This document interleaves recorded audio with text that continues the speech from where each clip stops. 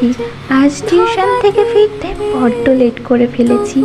প্রায় 10টা 11টা বেজেই গেছিল।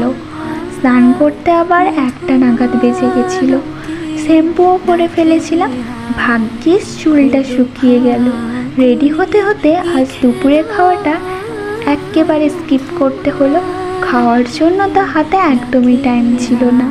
মন চাহে যে ধরা দিতে, তবু সে লাজে সরে যায়। মধুমালতি ডাকে আয়, ফুল ফাগুনের এই খেলা। তোমরা আগের মিনি ব্লগে দেখেইছিলে একটা শ্যুটে গেছিলাম। কি শ্যুট করতে গেছিলাম সেটা বোধ হয় বলাই হয়নি। আমরা গেছিলাম আউটডোরে একটা ডান্স ভিডিও শ্যুট করতে।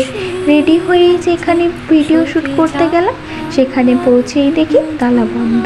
তারপর অন্য একটা জায়গায় গিয়ে শ্যুটটা করলাম। বান্ধবী শ্রেয়া ছিল বলেই হয়তো এটা সম্ভব হয়েছে।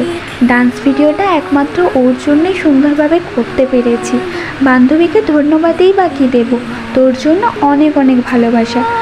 আমাদের ভিডিও বানানো হয়ে গেলে আমরা চলে এলাম দেবী মন্দিরে। বসে লাজে সরে যায়, মধুমালতি ডাকে আয়, ফুল ফাগুনের এই খেলা। প্রণাম করে সেখানে কিছুগুলো ফটোজ ক্লিক করে বাড়ির দিকে রওনা হলাম। তো আজ আসি, চলো টাটা। ডাকে আয়, ফুল